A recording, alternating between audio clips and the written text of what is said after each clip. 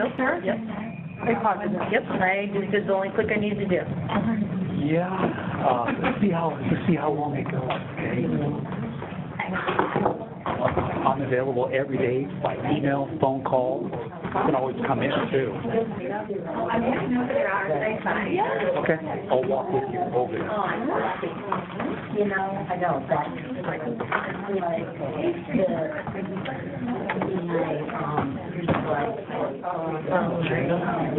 Yeah. And I did nothing but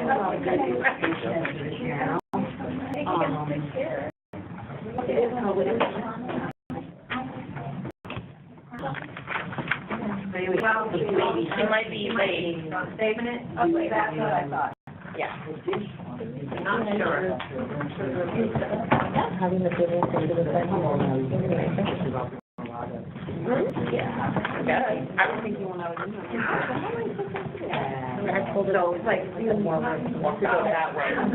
Yeah, because people don't do that their way. But, yeah, it's,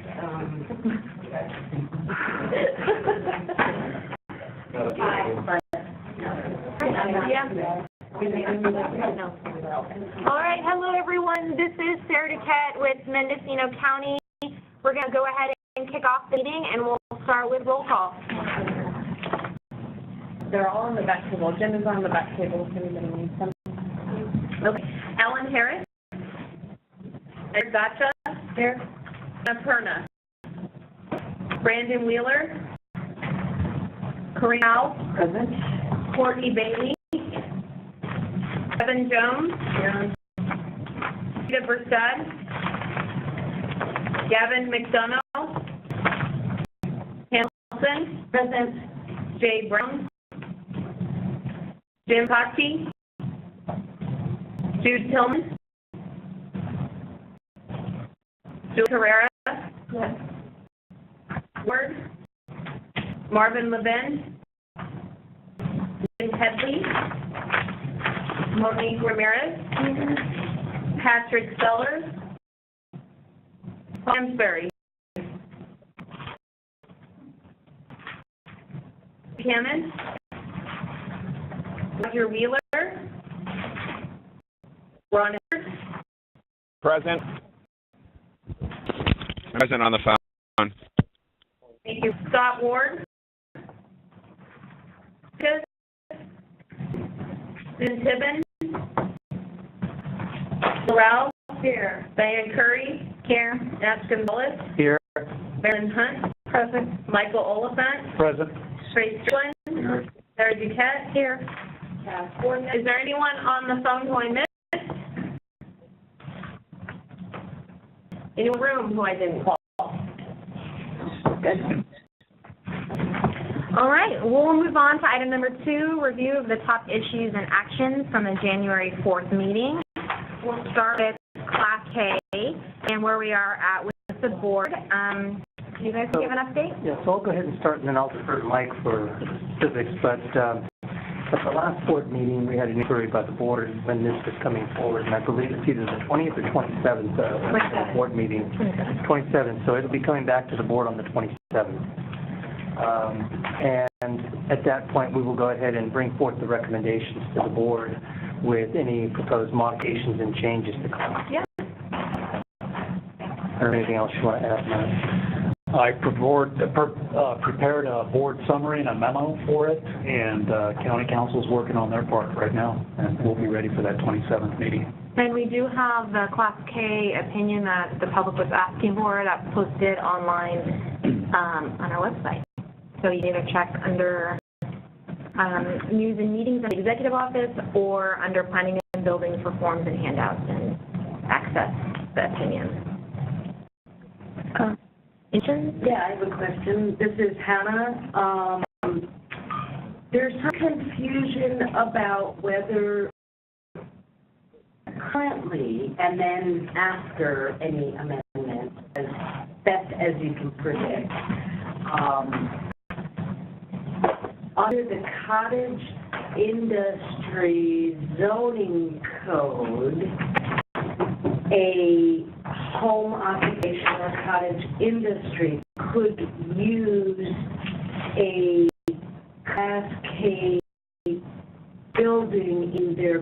if there's no employee.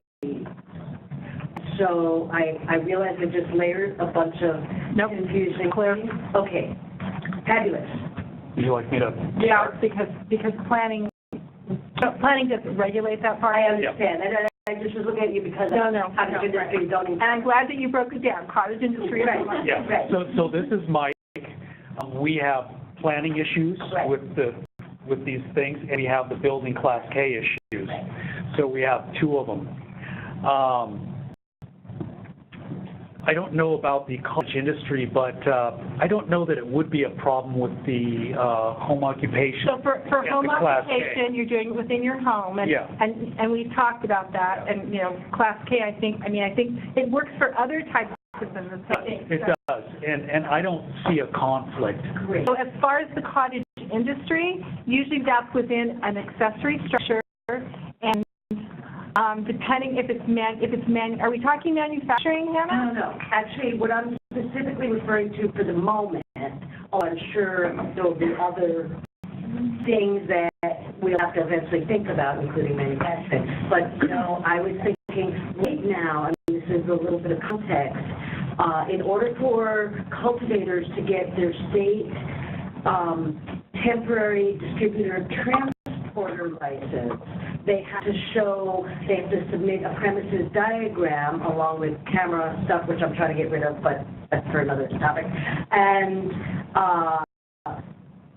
the purposes for purposes of particular license, both locally and at the state level, is not the whole cultivation area. It's where it's packaged and stored and then loaded up for transportation. So a lot of people are in the situation where they either use a room in home that has a separate lock on it and or they have a cargo container that maybe they'll get either ag exempt or a shed that might, let's say it's not within the exempt size limitation, but might be an accessory structure. So I was just trying to figure out the parameters in case it is also a possibility, because people are really trying to figure out what can I do, what can I not do. With respect to Class K structures, is it a permissible thing if they are conducting that aspect of the... So that aspect of it. I think the home occupations, because the cottage industry, you get into a whole different territory. And personally, I think that it will not apply for Class K, but that's just my personal opinion, because we haven't worked it out yet. Right. But as far as the home occupation, you can do part of your home occupation in an accessory structure. So if you're cultivating and you've got distributing and processing as an accessory to your cultivation for just the product grown on site, Yes. I just think that's part of your home occupation, and it does not trigger anything further. And do you see that differently? I would agree with that, yeah. Okay. So That's really clear. And so the background to the cottage industry was, and I wouldn't go as far as saying it was like an incubator type of business, but a cottage industry, because we're a very rural county, is really set up so that somebody can go ahead and begin a business in a building on the property. And we've seen cottage industries where they've morphed from, let's say, somebody having some sort of a commercial kitchen type of thing where it's a commercial use. Right. And so they are treated like a commercial business. Right. And so they're considered a cottage industry. They get a use permit, they have a public hearing, they go through that whole process because it is an industry that they're creating. The idea is that you born a business in a cottage industry, and then at some point the business grows to where it needs to move into a commercial zone or an industrial zone. So how it's treated is no different than if it went into a commercial area. But like Mary Lynn said, if it's a home occupation, you're able to use an accessory structure. You can do, let's say, I'll give you an example. Accessory would also be the garage, where let's say you're selling Amway and or some sort of widget that you're producing as part of the home occupation. maybe you're a distributor of cleaning products or something, but it's so small that you use it in maybe a bedroom, a garage, or an outbuilding, but it's accessory to the residence. Sure. Okay? And there's specific standards with a home occupation. You know, you can have no more than 10 customers per day coming. The sign does not exceed 2 feet by 2 feet. I mean, that's the way we would have to look at it. But if it becomes a true cottage industry, it has to be treated like a commercial business. Sure. And so one more clarifying question, because I think that, and I've read, you know, of course, the home occupation and the cottage industry code sections, and I understand the differences. What I was concerned about is whether or not some of these activities, and that's of course why you asked about manufacturing. That's the difference. Here is that I wanted to make sure I understood that the processing and distribution as part of a cultivation permit, but a separate distributor transport license, they have to load it up.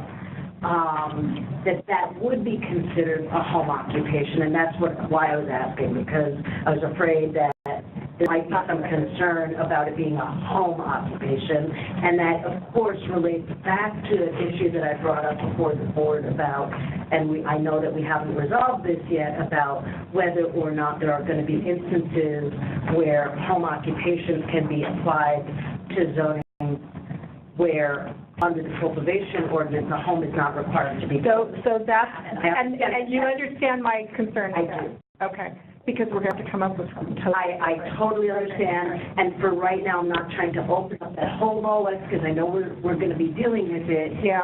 But I just wanted to kind of step by step, because I think it's very confusing for people who don't understand these intimate details, and that was perfect and very clear that, yes, a structure as part of your home occupation. I think it's 600, I was just looking up, 640 square feet, I think is the maximum. And what about security cameras don't make sure That, Julia correct? It's not our rule. I understand, but from a cottage or a home occupation, it doesn't change having to put up security cameras to change that. nobody can do that now. That's no different than somebody putting up a personal camera at home. I have a question. I have a question on the phone. If we're on this with a nursery where you would be taking your product directly from its cultivated to your transport vehicle, have we considered adding that into this? What? Ron, I think that's a different subject. I think, Ron, what you're wondering is whether your actual nursery building under your cultivation permit for your nursery could be considered the licensed premises for your distributor transport licenses. I think that's your question. Is that correct? Because if we're going to clarify what this cottage is, then let's not leave the nursery out. That should probably be included in that section, so it's clear to everybody. Ron, this is Julia Carrera, and in fact, I put on the state requirements that I'd like to see a cottage nursery license. So I support what Ron is saying. I think it's important. There's part of the board's goal is to support small farmers. Another way to do that nobody's been talking about is to offer a cottage nursery license for specialty seeds. So I hope we do pursue that down the road. I've got about 6 clients that would like to do that. All right. Hey, this is Paul Hansberry. I'm sorry I'm late. Oh, wait, Paul. You're just introducing him. Okay, so we're going to try to stay on topic, and we're going to go over, This is Monique. When you just mentioned the 640 square feet, if somebody would construct a small storage space that was a 10 by 10, 100 square feet, and that doesn't trigger a building permit, so I'm curious if we have to do an ag exempt. We're doing in that 10 by 10 building. If it was to do your processing or to store your cannabis. I think it's for storage only. Yeah, okay, because you guys use the language of processing and distribution, so I'm now confused. Yeah, processing, I don't think, does that qualify for? So this is Mike, and I'd like to respond to that. It's in the building code, and it's in section 105.1. I know, you just read that. It specifically says that buildings less than 120 square feet used for storage purposes only, playhouses and similar structures are exempt from a building permit. So processing wouldn't fall into that category. So you would simply need a building permit for that building. It wouldn't qualify as an exempt structure. Okay, so just had it for storage as the cannabis, then that would be allowed. If it's just storage. Well, you know, it doesn't say personal storage, so just for storage only, in a building less than 100 square feet? Or right now, electrical or plumbing. You know, You don't need a permit for that, and then correct, you don't need a permit for a storage building, and it doesn't list what type of products you're storing. Obviously, we would regulate hazardous materials and flammable materials. flowers. Well, I'll just say this. This is Mary Lynn. Yeah. We've come up a lot as far as these storage buildings. You just want to make sure that you don't process, because once we come onto the field, people are processing, and it kind of backfires on them. So, I mean, if you're, Yeah, Mike, yes. can you say that we can do an F1 or an F2 on these structures to be able to do processing, processing? trimming and drying, and yeah, that's what an F1 structure is. Yeah. And they're very simple, you know, very simple buildings. F1 is an occupancy classification. It's out of Chapter 3 of the California Building Code for uses and occupation. So it tells you what you can do in certain buildings with certain occupancy classifications. The most appropriate is the F1 for that building. So somebody, if they had a 120 square foot structure, but they were going to process their own products on site, then they would want to go ahead and get a permit under an F1 occupancy. And is that a streamlined process at our county level? No, it's not streamlined. It falls with everybody else. It's just regulated like every other plan check and building permit, you know? It's not that difficult. No, it's nothing unusual. And how expensive would it be to permit something that small? Depends on how elaborate your electrical, plumbing, mechanical is, how big the structure is. 120? And no plumbing and No plumbing, but maybe electrical, just so you have a light? Okay, I don't have my fee sheet, my computer in front of me, so I can't tell you, but I could if I were. Does it have a sheet of like how many square feet for that kind of a structure, what the price is? So I know they do that for 5K square footage. We do. We have fee estimates, but I don't think the fee estimates include F1 occupancies, but it would be very simple for any clerical staff or any building inspector, plan checker to give you a fee estimate on that. This is Annapurna. I'm wondering why you think F1 occupancy is more appropriate than F2, because it seems like F2 is for less hazardous activities and F1 is for more hazardous. And I'm wondering, like, what hazards you see with simply trimming the flowers? I mean, I understand manufacturing might be F1, but just the trimming itself seems like an F2 use to me. So do you know what the differences are between F1 and F2 as far as the building construction goes? It's virtually nothing. Right. And F1, if you read the list of categories below the F1 description, there's probably about 20 there, and cannabis falls closely into that. They even mentioned hemp in there. Yeah, I saw they mentioned hemp. Yeah, and all other jurisdictions are F1 for those occupancies. Okay. I was just wondering, like, what hazard it was associated with. And my only comment, this is Diane Curry. I mean, hemp processing, if you're processing hemp for fiber, that's a lot different than if you're processing cannabis or something. I mean, I don't know if that's why hemp is in there, you know, what their intent was, but I think processing hemp for fiber is it can be pretty hazardous. Yeah, building departments have to put these issues in the closest related occupancy classification that we have, and all other building departments, building officials feel that F1 fits it the most. And not because it's hazardous. That's not why. It's just the type of material. Not hazardous. I would put it more akin to, I don't know, maybe sorting fruit and vegetables, something similar to that. I mean, that's what I would akin. Trimming artichokes. Okay, Yeah. and maybe trimming artichokes might go into an F1 also. Packaging apples.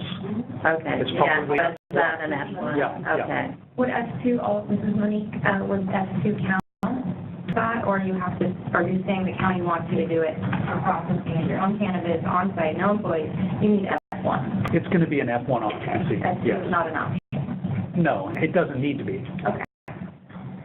All right, so this kind of led into the top issues to be submitted by letter to the board. One of them was trimming and where can we trim. So I don't know if we had any other types of recommendations outside of that besides the compensation of F1. Can we just stay on the Class K for just one more second?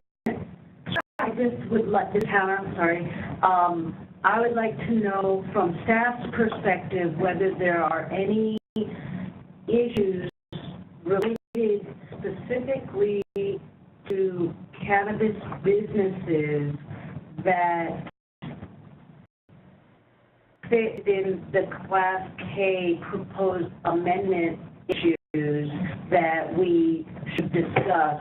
As far as I understood, the Class K issues are Class K issues in general and what the requirements are, and that they didn't really relate to the use of those structures in terms of for a business or not, but rather those issues fell in the home occupation and cottage industry discussion. But I just want to make sure that I'm not misunderstanding it. Are there any other issues that are being raised in the Class K amendments issue that are specific to cannabis businesses?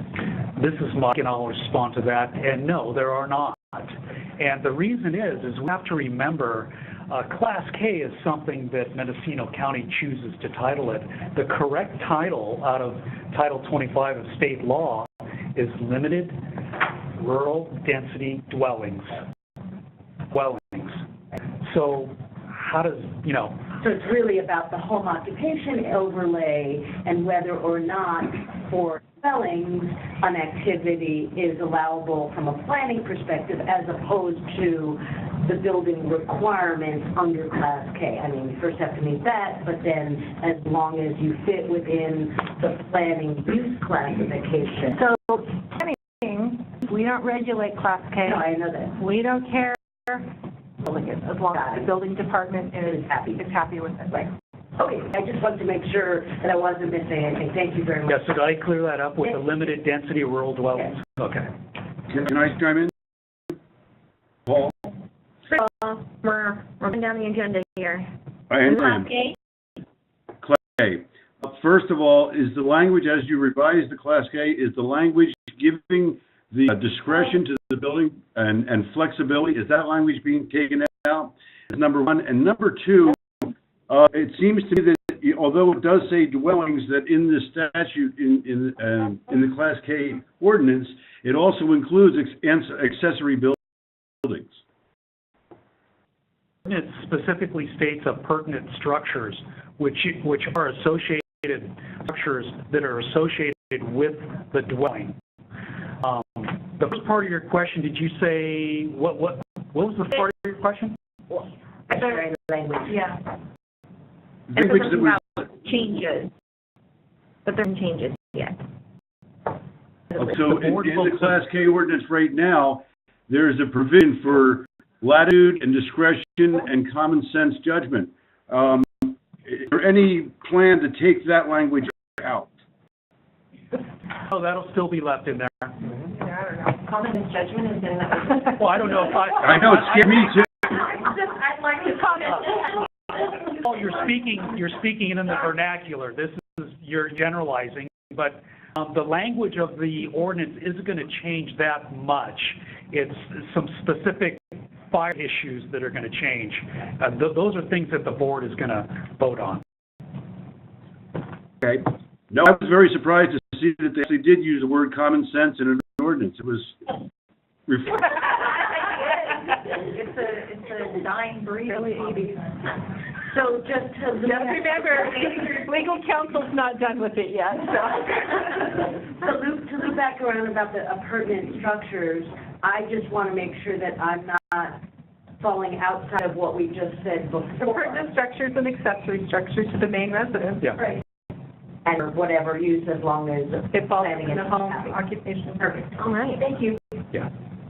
Sorry. Okay, woohoo! Item number 2, top issues to be submitted by letter to the board. So I'm going to go over the fee and then we'll kind of go from there. So we have trimming. Where can we trim out? We talked a little bit about that recently, F1.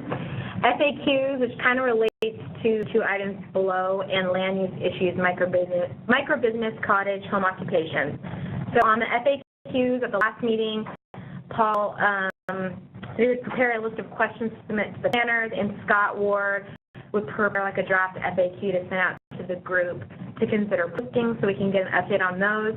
The land use issues, we can talk about microbusiness, cottage, and home occupation. I will mention that it is on the top 5 issues for the state requirements, who's morphed into a state requirements and ordinance amendment group. So we'll be talking about in detail with Mary Lynn will be here, I think Matt will be here to talk about actual amendments regarding this use, so we may want to just hold off, move it to meeting.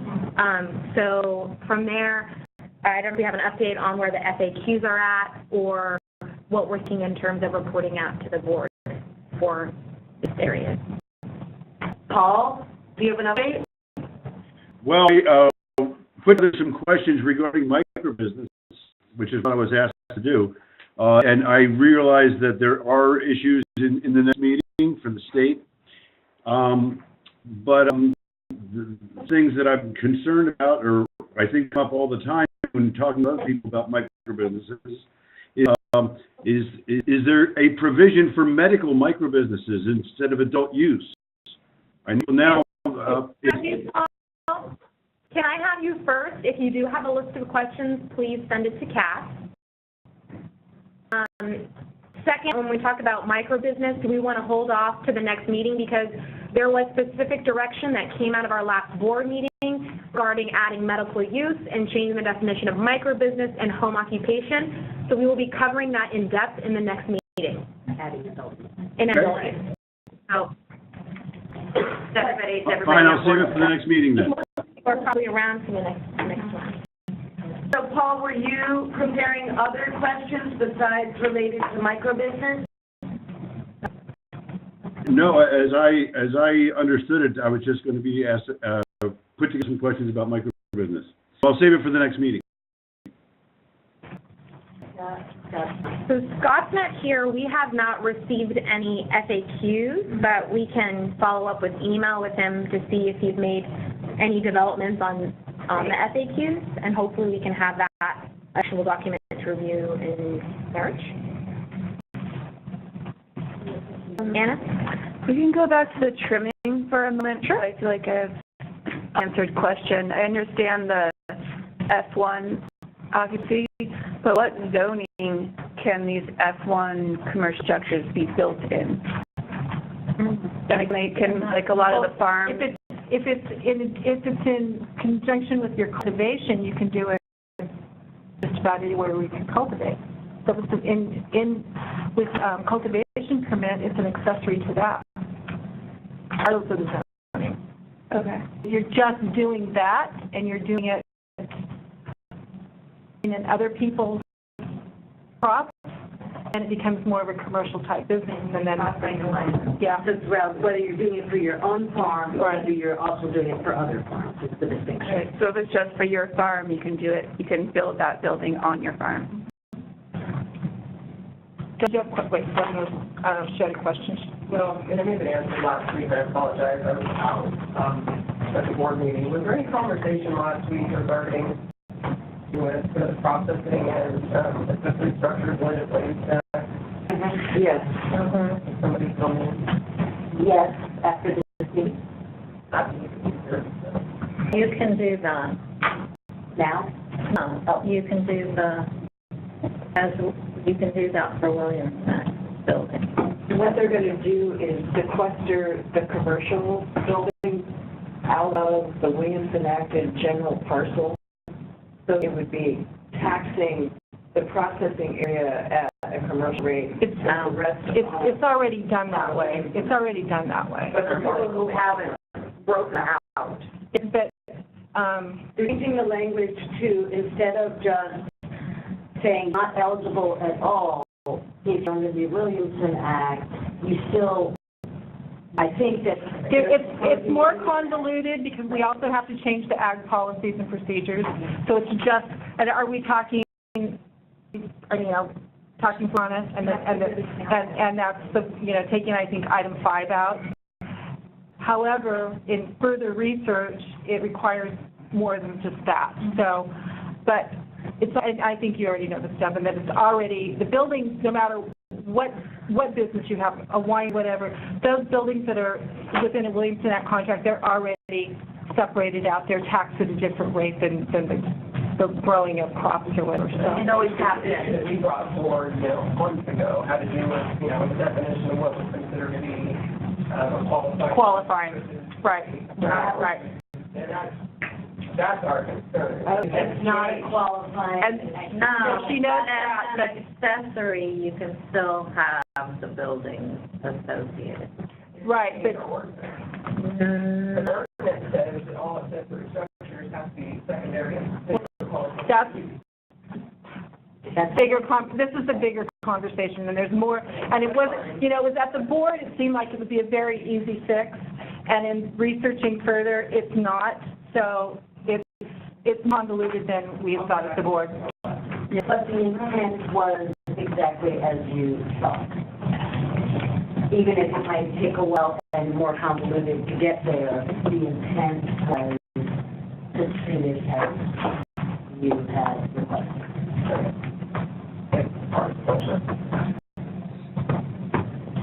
At least I think from what I understood what you previously said.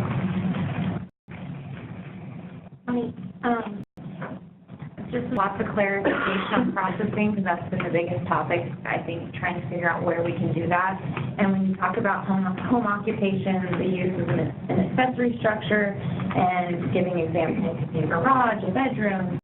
So if it's your own personal cannabis that you're going to process, can you say that you're designating a store or an extra bedroom as the processing facility or space? Selling facility, and that would fall under home occupation. Would that count? If you are under Class K, your house is permitted, and you're going to use the spare bedroom to actually process, is that going to be allowed, or do we have to get some sort of special permit for that? What's the county? Well, my opinion on that question, this is Mike, is that a bedroom is for sleeping purposes within a residence. And so processing wouldn't be allowed within a bedroom. But you said garage and bedroom, you didn't say that was just another. I said something about bedrooms? Yeah, I wrote it down. Okay, all right. And home occupations? Yep. Okay, so we're mixing home occupations, planning, ordinance. And it's not that there would be a bed in it, it's a space that we call it a bedroom. So it's no longer a bedroom. Yeah, and it maybe never was. You're building it. That's how processing is done, in a bedroom, drying, spare room. So bedrooms, we have specific safety equipment. We need smoke alarms, carbon monoxide. We need emergency escape windows. So if you're going to convert a bedroom to a processing. No, those would all remain. They would all be in there. They don't change the bedroom. If you already have a Class K structure, so it's already passed all of those requirements for the building and planning, then we're just now using that space instead of sleeping. We're going to use it to process, and it will already have those fire preventative things built into it because you had to have that when you applied for your building For the permit. bedroom, yeah. Yeah, as well as the energy calculations, and all of those things. Mm-hmm. And so now this space is just going to be used for that. And again, it's not with employees. I think this could be the the path forward for people to I would process agree, especially at on-site. cottage. So what was the discussion the board had with regards to using a residence for cultivation? So that's what I was going to add in two things. One is, this is Hannah, one is if it's, your processing is part of your cultivation permit and you cannot convert residential space for the cultivation. Now, I do not believe they intended that. I think that they were referring to turning it into an inside grow room. But it does have that language. Furthermore, and so we would need to ask them to change or clarify or redirect or whatever, but I want to alert everybody to an additional layer of complication, and that is not at the local level, but at the state level. It may be that you might have difficulty getting a bedroom authorized as the licensed premises. So I am not clear on that yet, but I'm just alerting you to that possibility. So before we... I don't agree with you. This is Julia. It's not cultivation, it's processing, and at the state level, you don't have to have a separate processing license. You process. That's correct, but you do need to submit a site plan with everything that you're doing in the different designated areas. So you would have to list that room within your house as a designated area. I have a client who right now is being told that they can't use the bedroom in their house as a place to store their records for their distributor transporter permit. Now, I'm not sure that that's correct, but I saw the email from BCC. So I'm just alerting people to this potential complication. It's Nash. Okay, so what you're describing is really like a home office. Yeah, exactly. And a home office is an accessory to the residence, and home offices are part of the home occupation. Exactly. So that's how we would look at it. Now, regardless whether it's an office or not, you're putting it into a bedroom, it still has to meet the escape requirements, it still has to meet the smoke detector, carbon monoxide detector, Title 24 requirements. It's looked at as a bedroom, it is a bedroom. That's really it. I mean, what you choose to do in there, it basically has to be done within the confines of a residence. And remember, Class K is used for residences, not for commercial. This is Diane. I'll also add that cultivation is defined as planting, growing, harvesting, drying, curing, grading, and trimming. Yeah.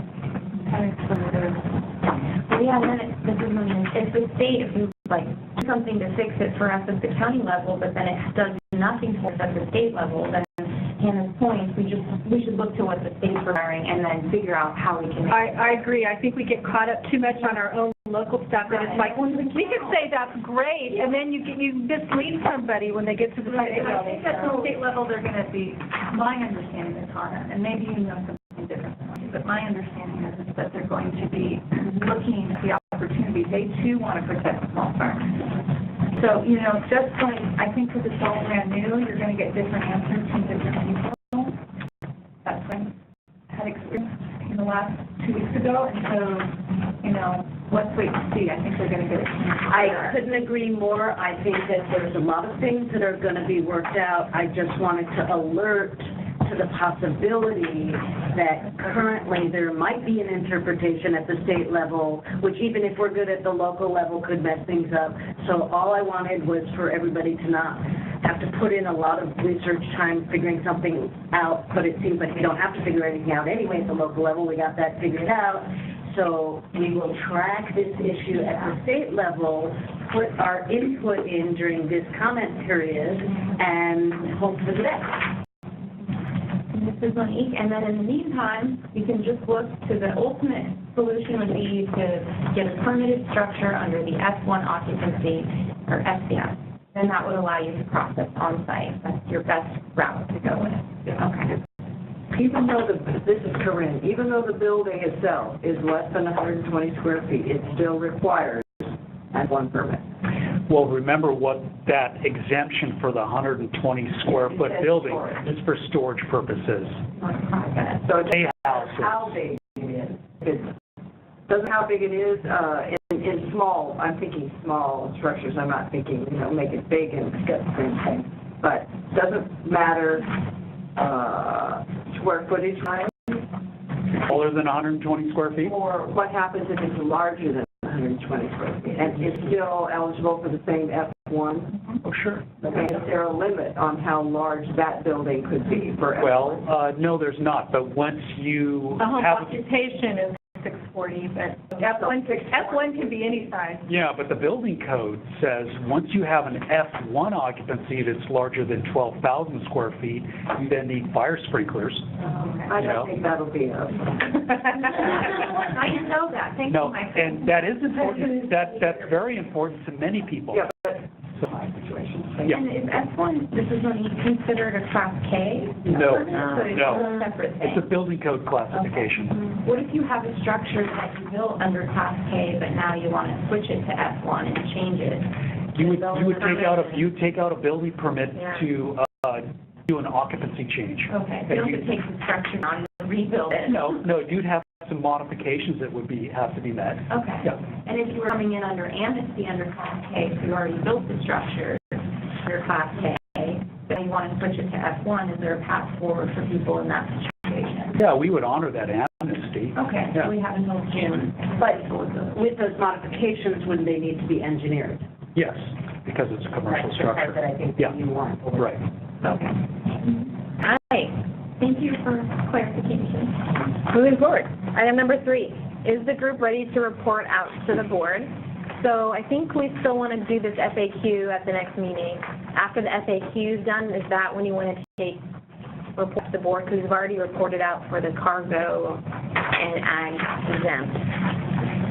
So we're all on the same page. We'll come back and do the FAQ in March, and then I'm reporting out once we do that. And it would be really good for the FAQ to include these questions around trimming and F1 occupancy. And actually, I'm sorry, this is Hannah. I would also see if we could be productive in between now and our next meeting via email and other methods, so that if we do get Scott to submit, and anybody else who has frequently asked questions, that they should submit, and we could share them, so that we can conduct some work in the next month, so that we can move this along a little bit quicker. Like I said, we'll email Scott. If any of you guys have stuff, email it in, Scott, and we'll get it out as soon as possible. And I'm just wondering if I could propose to the group if we could put a, maybe a time on what we could possibly do before our next meeting, such as if everybody commits to, let's say 2 weeks, only because of the state comment period right now, which is really weighing heavily on everybody. We only have a week for that.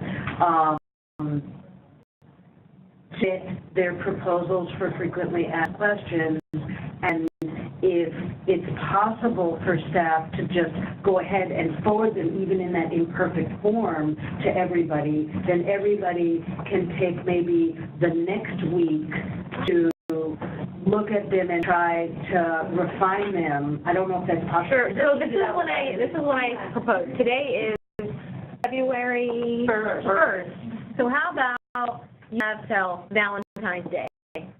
You send us your questions, and then Valentine's Day is a Wednesday. We'll turn around and we'll send it to you that Friday, and then you can look at it. Has anybody communicated? I was going to say, I've not heard or seen He him. has not sent us anything. He hasn't been at the counter. Have you seen him, Mike? I communicate him via email all the time. Oh, Yeah, and I've spoken to him many times. He was at the So I just wanted to make sure everybody understood that, though. We're not composing anything. was doing it. I mean, we could forward the questions to him. That's what we're on. I'm not asking for you to compose anything. What I'm suggesting, since we had a misunderstanding and some of us thought that Paul was dealing with some questions unrelated to microbusiness, in general, I'm trying to just get everybody to help so that the burden is not just on Scott and that all the issues are dealt with, but without you guys having to do any work except pushing email. That's perfect. Like I say, I go back. Valentine's Day, close of business. Send us your FAQs, and we'll roll around and get it out via email on the 16th. And then what I'm also With a heart. requesting, thank you, what I'm also requesting of the group is that within the next week then, we communicate with each other via email so that when we come together on the 1st, we've actually done more work rather than starting with having to collate everybody's frequently asked questions or sort out complications, if there's any way that it's feasible to do that. And I guess what I would request, and it would require everybody on the working group's permission, is to, if we can give permission, which I believe we already did in this working group, but I might be wrong about the working group, to share each other's email addresses, then we can do that. I think this group did. Okay, perfect. So I'm just trying to look at us being as productive as possible so that our next meeting is really kind of putting the final touches on it so we can get it out to the board quickly and whatnot. So that's just my proposal. I think everyone's sending their email right now. If anybody's in communication with Scott, if there's anything, then maybe just see how he's doing, if he needs help, or if we, and make sure he knows it's all coming home. Yep. Yeah. I'm not sure he did. When I saw him at my property, he was saying he was done with it. Maybe it hasn't gotten to us yet. But 2 days ago? I said the issue, I think that I'll go to him, I wanted to all go to each other. Got it. Yeah. This is unrelated, but still within our scope. When we talked about valuation last time, about the ag-exempt structures specific to hoop houses, I would like to get some clarity on that, because I called the other day just to see how this process is unfolding as you apply to an ag-exempt structure. And I said, hi, I'd like to find out how much it's going to cost for a 1,000 square foot hoop house permit for ag-exempt. And the person at the counter, who I don't want to throw under the bus, so I won't say their name, gave me wrong information and said that the permit is only valid for 1 year. You have to submit your drawings, and then after that time, then you get your permit approval. You go back, you construct your hoop house, then you call the county, an inspector will come out and review it, and then you get your permit, and it's good for 1 year. And then you have to renew that and do it again next year. I was like, what? I thought that wasn't what we were deciding in this group. So I would like clarification on that. And then she couldn't give me a price because she said it's based on the valuation, and she referred me to a state website with valuation. But my question is, if you guys are going to determine the valuation way outside of the actual cost of what it is, does that trigger our property value to be written, because now you have this accessory structure that now is valued at $9,000, even though it cost $867, because I got all of the materials from Home Depot. This is probably one of the more expensive routes than even maybe Friedman. That's the breakdown of all the parts you would need to construct one of the more basic hoop house structures with rebar, 2x4 by 20 feet length pieces of wood, the plastic tarp, and some other wood on the inside to sandwich the tarp together. So pre-tax, it came to $867, and this is for a 1,000 square foot structure. So you could determine that something far less is going to be only a few $100s. And again, the plastic material would be probably reused year after year. And I feel like, for purpose personally, it would just be used for starting my seeds in late February, and then by May they come out of the hoop house and they go into the ground, and we take down the structure because we want to reuse the plastic year after year, and we put it away and we take everything apart. So I was hoping that this ag-exempt permit that we've designed would work so that it's feasible for people that you pay $100 and then it's good indefinitely, whether or not you take it down and re-put it back up. Because for me, I'm not even going to do it at 1,000 square feet. It's just little plants. So, now people that are using a hoop house as maybe more of a light depth situation, okay, maybe that's something a little bit different. But I don't think we're acknowledging or addressing people's needs for seed start. A lot of people are doing it in this fashion, so I'm just curious how we can move forward, and mostly about how we're going to determine the valuation, because when I hear $9 a square foot, that's putting it at $9,000, and then my property tax is going to go up, because now it's, if that's true, I don't know if it is, valued. This is Mike. I'd like to respond. So I'd like to ask, has everybody seen our new ag exempt policy? So did you look at the last one, number 18, where it talks about a final inspection needs to be made within 1 year? Yep. So hopefully that answers that question. Whenever you build a new structure, it's not based on the evaluation of what you have put into the project. It's based on a square footage cost. And it was $9, and I believe that fee may have just recently risen just slightly. So that's how we get a valuation, not of what the thing is worth, but to assess a building permit cost. So they should have been able to give you the cost of that $1,000 or that 1,000 square foot house. Pardon me? I thought it was 103. No, it's 97 something and 197. Well, without me sitting in front of a computer or with admin staff here, I'm not going to throw out a number, but we can walk over there and ask. And I would just say, if you come across employees at the counter and you believe what they're telling you is not accurate information, I ask to please contact one of us, because there are policies that keep changing, and we have new employees that come to the counter, and they're being trained. So if you hear something, you go, you know what, this doesn't sound right, please contact us. It could be a new person. It could be someone that's... I talk to department heads. That would be perfect, because then we can say, okay, maybe that employee knew. I would say, ask to speak to a supervisor. Yeah. Department heads are rarely available. Yeah. But with that said, I want to speak to the assessor's side about your property taxes.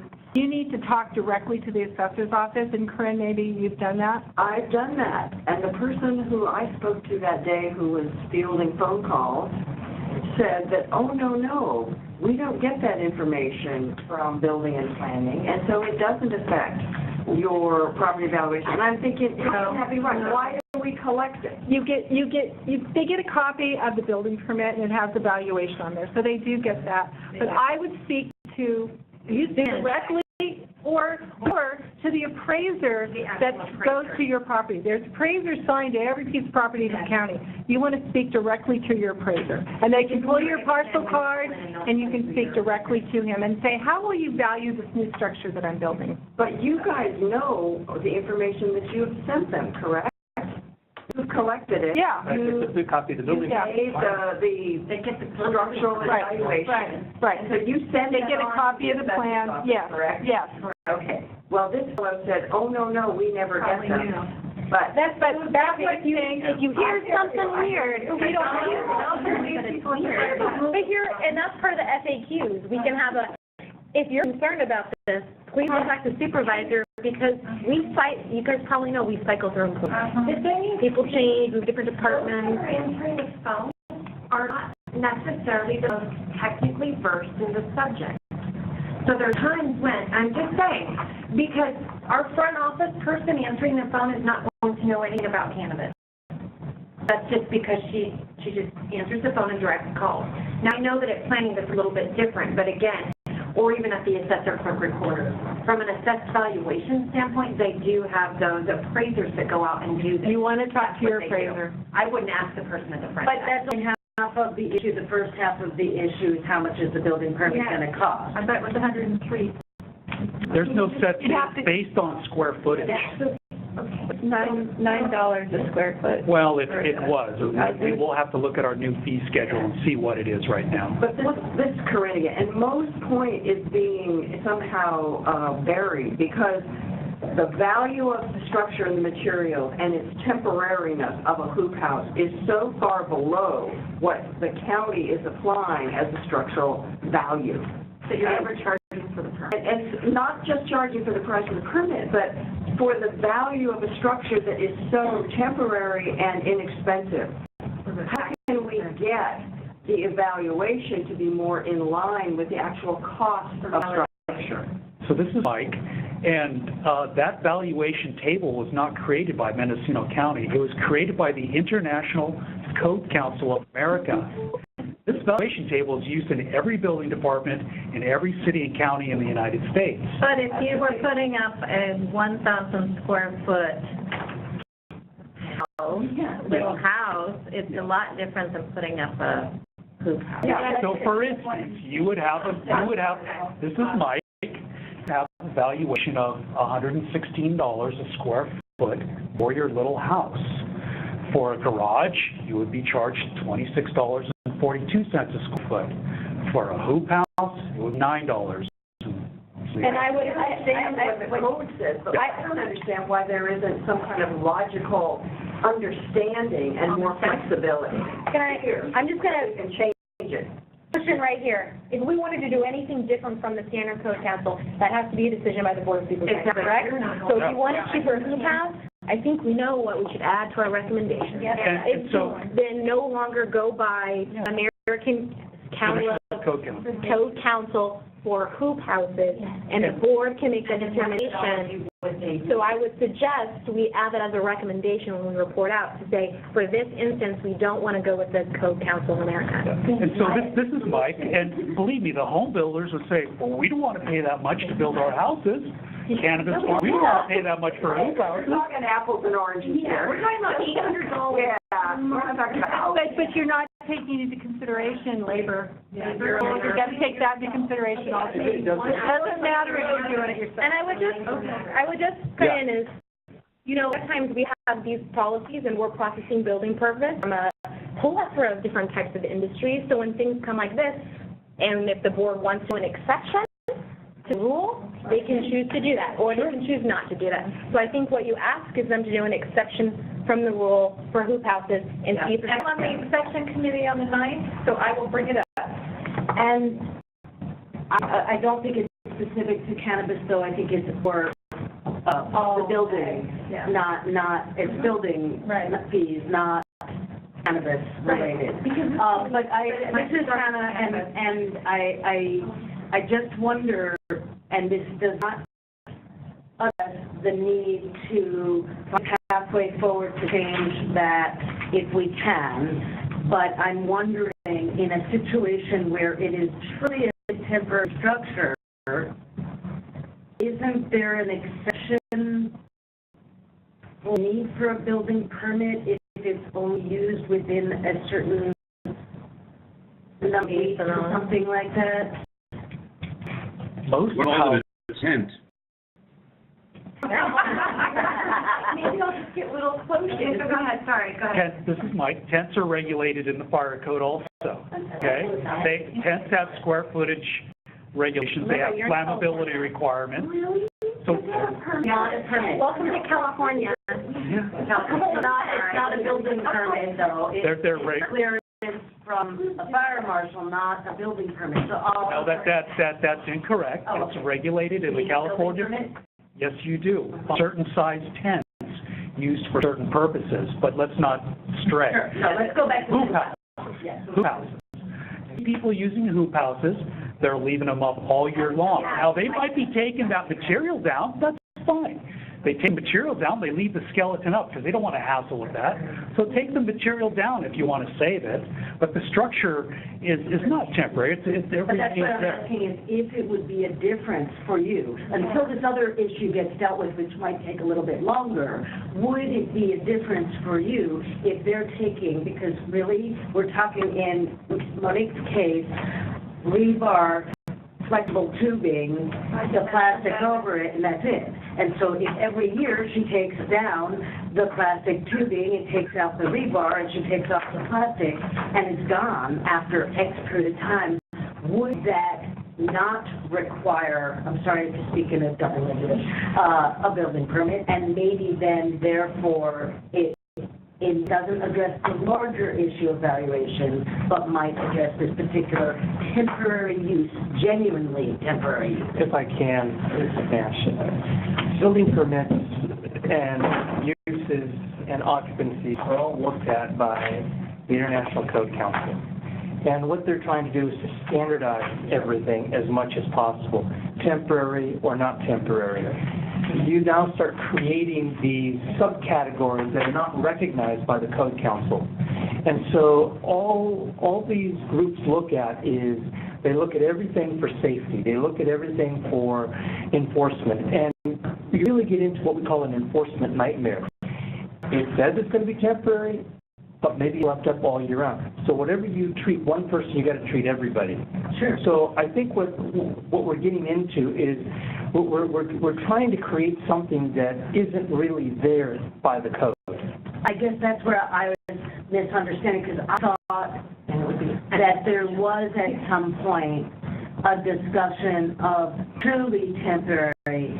It does not have a permanent. I agree. And if the building says if it is a structure needs a permit, and here are the exceptions. Got it. Thank you. What if we called it a cold frame? This is on. I have a question. Is it possible to contact ICC, because I'm looking at their chart and they do not have it really broken out for cannabis cultivation or ag, really, that I see. They don't. Oh, it's an ag exempt structure. But feel free to contact CC. Do it. That seems logical. The other thing to keep in mind is that at some point in the future, the Code Council will address cannabis, but not until something. Because right now, it's not, because you have to keep in mind that the codes are for the United States. California takes that code and adds another layer, which then becomes the California Building Code. So what we're asking to do is to create something before the rest of the country, before the rest of the state creates it. So we're not there with exemptions. Either it's a definition of a structure or it's exempt under the building code. There really is no further discussion on that because we're not there yet. At some point, when we get to that point in time where the Code Council, everybody else out there says it's time to change for cannabis, they see those changes and you will see those exemptions. Until then, we just change the building code. It's not even just for cannabis only. We're talking Well, about anybody. Can you bring it down to just the shell for building only? That would be a 20% deduction. You know, I'm going to say Anna and then Monique, and we're going to close this one out. And bring it up at our next meeting. Yeah, because I think we have at least some guidance of we're doing this ag exempt. We can see if we can reduce the fees, and we can talk about it at the next meeting. But we'll go in and I was going to say that what we had of something temporary that could be considered a structure under certain circumstances was allowed for like 120, 180 days is the cargo containers that are out for storage for that amount of time, and if they're removed from the property within that time, they don't need any kind of a permit. So that's maybe one example. Yeah, that's true. And actually, I'm sorry. That may be where I was getting this from in terms of a temporary use, because I do remember some of our conversations about it. And again, I really want to impress upon all of us that we must not fall prey to the trap of discussing any building issue specific to cannabis. It's applied across the board, period. And while different uses of things and that have to relate to cannabis ordinances in terms of your activity, that's one thing. But when we're talking about buildings, it's extremely important that there's a temptation to tunnel into cannabis only. It's across the board for any industry, for anything. But I do recall that there was a temporary provision, and I don't remember if it was when I met with you, Mike, in Fort Bragg for 3 hours, thank you, or whether it was in relation to, I think it was Howard who brought up the cargo containers that leave his property. But that's what I was thinking of, is there's some provision, I'm not trying to make an exception for cannabis. For 8 years, I've been told there's no temporary structures in Mendocino County. But there was, No, that,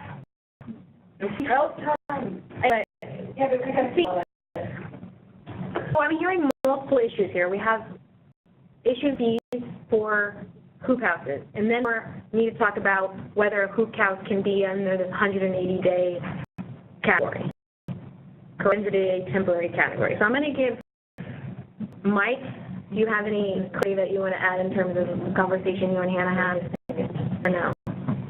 Well, the temporary use of a hoop house is different than the temporary use of a cargo container that's used for storing of something.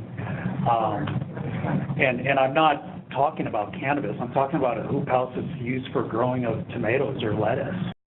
You know, right now it's in the ag policy as a structure, and that's how we regulate it. I'm not.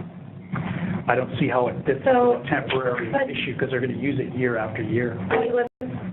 Monique, we're cut off the floor. Monique, yeah, I was just going to piggyback that and bring up, this is also connections to vegetable farmers as well that are using hoop houses. So I really hope that we're going to some pathway for that, because a lot of people do put these hoop houses up, and because want to keep reducing them as a cost-effective method and just spending a lot on a greenhouse, you need to take that down, and even the wood has to come down, otherwise it's going to get moldy and rotty through the winter. So those are, if we could find a path as an exception for a temporary hoop house, and then as someone that wants to use the hoop house long-term, then we can make something back to. And I'm going to bring it up at the exception meeting on for overlay. I'm going to bring it up there as a start. Then what does an ag exempt structure get you? What does going that round, going through that process, what does that do for you? You don't have to get a commercial building permit, but it only applies if it meets specific requirements under ag exempt, and including no employees can access that building and certain sizes structures. Yeah. This is like, we have 18 qualifications under ag exempt. It's online. We have copies at the counter if you want to read what it's all about. Well, I'm just thinking in, Monique's scenario, if you were applying, if you had to pay $9,000 for a hoop house to grow tomatoes, that's not going to be cost effective.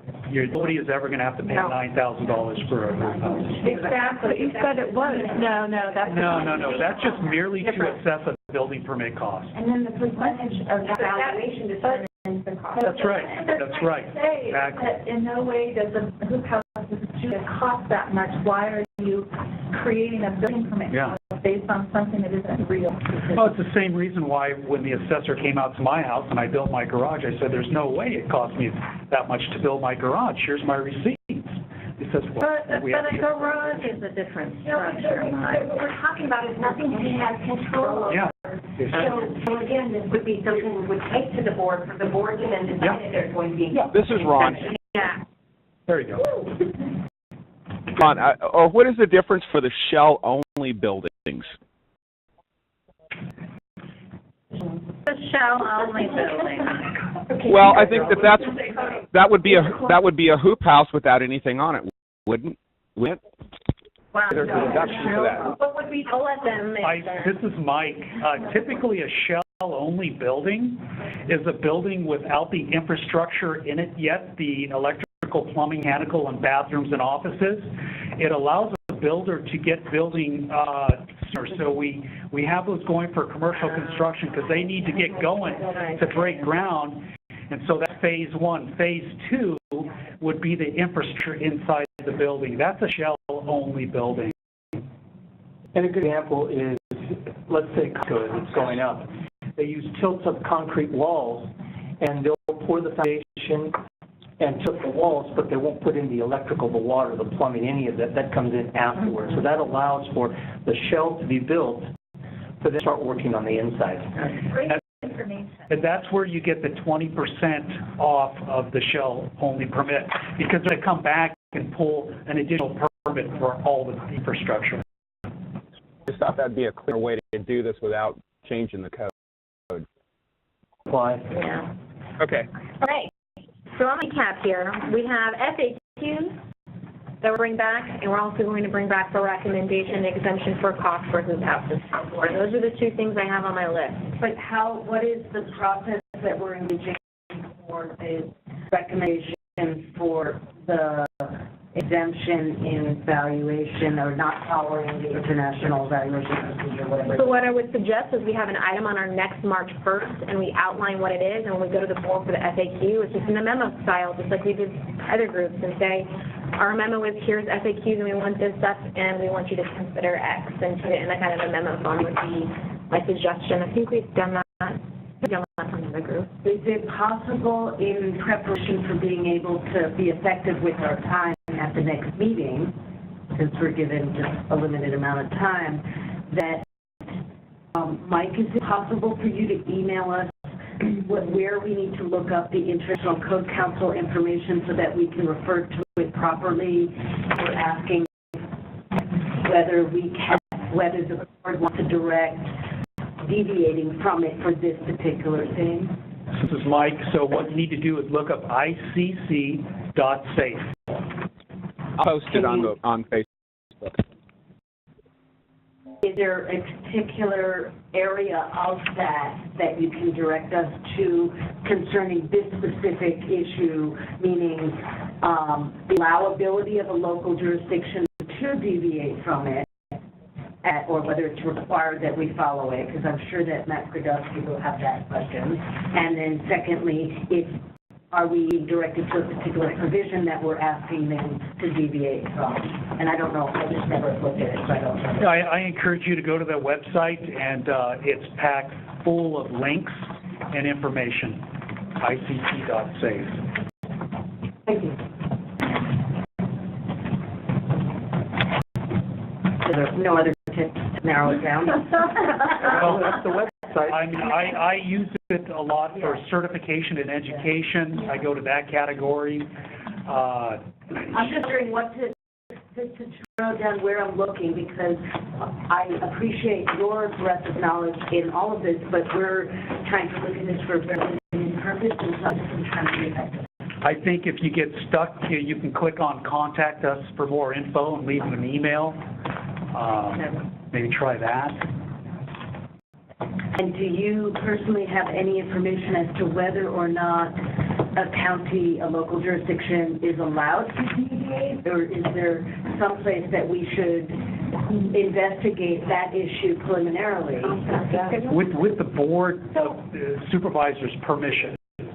I think, and we probably these are our favorite. So what we do is they put out a valuation table. We adopt their valuation table. Okay, so basically what you need to do is just go to their website and look up the information that's there. What we do, again, everything we put out is standard, and looking at is what is applicable and adopt the standard.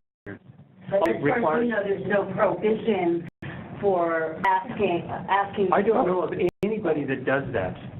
Everybody basically adopts what's there. And that becomes part of the building code. Easy way. Actually, what most jurisdictions do, they increase the cost. Yeah, right. Okay? That's why our costs in Mendocino County, our costs in Mendocino County for building permits is by far the lowest there is. Just go to Sonoma County. Yeah. Well, we're also a low-income designated county. Yeah. Okay, all right. I'm just letting you know what the reality of valuation. But even some of the other lower income. Some of the other lower income counties have raised their fees more so. So I think what we're looking at is everybody's getting a bargain with the tool that we're adopting. And I know Corinne says that's the easy way to go about it, but if you start changing it, you have to recoup your costs, so you're still going to add cost to it. So again, we may be taking the easy way out, but we could spend hours and hours redoing everything, and we're still going to have to bump up the cost because it's all cost recovery. And I think no matter what we do, county council will be looking at what the viability or legal options are. Yes. They don't do work based on our direction, he'll do the work based on the sheriff's direction. I know. So that's where we're going with Well, that. and that's exactly why I was asking the people who are knowledgeable about the ICC whether or not they knew of. I think we got this. So are we good? Is everybody good? Good. We have 2 items on our next agenda. Look out for our, send us your stuff by Valentine's Day, and look out for our email. And I'll be, I think we kind of come to the conclusion it's national standards, most people mark it up, so if you can mark it up, you probably can mark it down. And we'll have a double check by county council. That'd be great. I think it's Monique, because if we can't even legally do something, then why even explore it? But if we know we can, then and between Mike and Nash, they can talk to Matt in general. In generalities, the question was posed, how far do we even delve into this? Right, because if we cut costs for one industry, why aren't we cutting costs for other people? We're not doing it for an industry, we're doing it for structure. And the Or board structure has, or use. the board has made decisions in the past to not pursue fee recovery, so that's their, we shall do their Yeah, desire. we'll let them decide. That's right. Yeah. Just present the information and move forward. That's right. These last years before, so. So has the information has been presented, shall we move forward? I think we can. Any last, I'm going to do a round table here of last comments. I'll start with you, Diane. No. no, thank you. Thank you for all the great information shared and education. I ditto that, and I would also encourage any update on the website situation with planning and building, and just in case surprised. I understand that it's outside, it's in IT's hands. No, can you talk to Adrian? She's the person you need to talk to. Sure. Yeah, she updates planning and building's website. Thank you. There you go. All of the good specific information. I think what Hannah's talking about, ever since we migrated to the new website, the county website, everything that was on there has been lost. It's not. It's not. It's just a matter of manually going in. It's actually not even just lost, it's just finding things becomes tricky, and for people who are... It's not just for people, it's for staff. We're having a hell of a time. Yeah. Anyways, thank you, Abel. So my only concern still, and I've heard everybody say, go to the department head or go to the manager or something. Yes. What is going on within the county department to share updates and information? Because it does seem in multiple contacts with county personnel that they are woefully uninformed. And I don't know if the CO's cannabis unit manager person is supposed to be tasked with some of this communication issue, but what's currently going on? And is anybody addressing it? That's my current concern. So next out of the room, but I will say this, I agree with you, Corinne. I'm frustrated because I hear it all, it's not just about cannabis, it's all issues going on, people are getting wrong information from, and we are having a lot of turnover in our office, and I will say because of the fires, and the fires there, and I don't want to, use that as an excuse for everything, but things came to play because, and this is the front staff, one morning we sat down and had just a meeting with them to tell them what was going on, and they're going, thank you, we all these questions and no one ever tells us what's going on. Once, and we haven't done it again because nobody can ever find the time. Excuse, but that's really what's happened. We talked just recently in our management meetings that we need to have staff meetings, and I know that I have planner staff meetings. We try to do them every week. There's always work, but we're on a pretty good schedule. And I know that admin staff has a meeting every week, but the problem is we don't do whole office meetings, and we need to start doing that again and on a regular basis, because I feel bad. The front office staff gets beat up. They're the first ones that hear the people come to the counter. They're trying to give you information. And bottom line is, they probably shouldn't be saying some of the stuff they're saying. They should say, I don't know, we'll have to find out. But they're trying. That's all I can say. They're really trying. And it's hard when you have a lot of employees and we're out in that office. And turnover as well. Turnover's been tough. It's been really tough. And we're working on the communication too at our office. That's been one of our larger discussions, you know, what the front office is giving people versus, you know, what's giving around to all staff, or, you know, things are set at a lower level, not getting up to the higher level. You know, we make decisions, we're not getting them down to, you know, I would say even before the fire, regionally, as multi-department coordination of cannabis was happening significantly more, and we need to reinstate those too. Mm-hmm. I mean, we have a lot of work to do on our end, and I mean, you guys are right. You're getting the information, but so when you so with that said, I think this is a smart enough group. You know when you're getting wrong information. You already know that. We do, but I think... But the average person doesn't. But they spend money based on the mistake. No, I know. But the other part of that is, let them know, you know, and I know no one wants to call out any one particular person. I get that. But that's just a bigger picture, because we have to be on top of our staff. Like you said, it's not about calling out a person or singling, it's about educating the person. You know, I just had a similar situation happen, and basically it's just education. You know, we just say, you know, this is what we're supposed to be doing. You know, mistakes happen, we move on, but let's correct it. I mean, I give out bad information. I make mistakes all the time. I'm a human. You know? I think one thing that would help is, and I totally appreciate that you don't have the time to do the basics to help make sure. So we should. Even if you're in a time crunch, because you're much more informed at the changes that are in the works, that maybe will take some time to filter through. But let's say the Board of Supervisors or the Planning Commission or somebody has indicated that something's in the works, of course, frontline staff is not. No, they're not going to know. And if there's a way to at least shoot out a little email, say to your staff, hey, it's not so yet, we've got a ways to go, but just be alerted, this issue is changing, so you might want to be circumspect about what you're saying because it is changing. Like, for example, the building department was really good about that at one point about group houses. And they were saying to people, we'll just hold off because we're in the middle of something.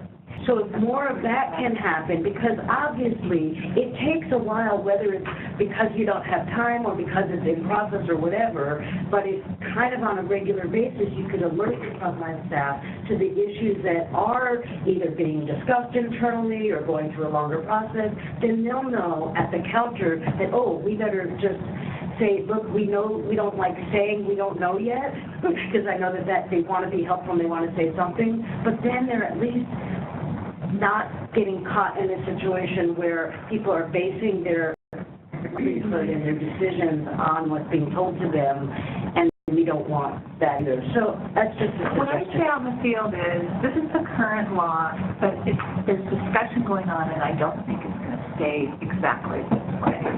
So be prepared for revision. And that helps a lot of people make better decisions. I think we can improve on that. We're taking note, and I'm going to continue the roundtable because we got a 3:00 meeting. So, if anyone else, we're going to. Corinne, did you want to say? Where are we? Marvin.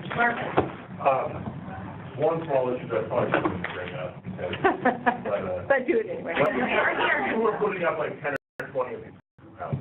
Obviously, they're not just the owners doing all the work on hoop houses by themselves, but the building doesn't care. I mean, the building cares. The buildings are legit. People aren't. If they're just putting the tarps over them, they're not necessarily going in the buildings. But this is kind of like a. big thing for Mendocino, because we're getting, people that come over and do this for seasons, where they're just doing hoop house after hoop house, and doing so much more than we are. And that's what's really making it difficult for the businesses down here who didn't until recently have the ability to do more plans to do the same thing. So it's kind of like, I don't even know if we can clarify that situation, or if we even want to, but it's just kind of a gray area that's out there right now. So I'm not even sure what you're asking. Well, It's not a gray area, it is. It's specific, it's not gray. And it's square footage. No. He's talking about whether there's employees. It's specific, there are no employees allowed, an agricultural exempt. Right. And I think you're even talking about the construction of them. Well, last time, let me say, this is basically the way this people are having tendencies saying there's no way they're doing them all by themselves. You're talking, you're talking about cultivating in that square footage themselves, or constructing the hoop houses? Well, I was talking about either constructing them or people. There are rules, and they will be enforced one way or the other. So I agree completely that there are some people that are doing it by themselves, or their family. I'm not saying none of there's one or two of them. Or, right, their family, and... Again, on something like that, if there's an issue, please let us know through code enforcement and we'll deal with it. Yeah, there you go. Huh? Mary Lynn, you already said something, Juliet? No, I didn't. I don't know, you did. I don't have it. Oh, was it comment to everyone? Okay, quickly, we're down to 4 minutes. Good, thank you. I'm really happy about how this building working group is moving forward swiftly, I might add. So good work to everyone, staff and the people that are in here. Thank you. Mary Lynn? Nope. Anna? I think I'm good. I just have the questions for Mike maybe after this about including material building into the WUI standard. And it's okay. We're going to go to the phone. Paul? Oh, I'm just wondering if you stop calling it a hoop house, what if you call it a cold frame? So noted. That's with that. Finished. We're good. I have one thing to say. Ron and Paul, this is Mary Lynn. It was very interesting to have a cannabis meeting today, and you weren't there before the commission. Faces were not in the room.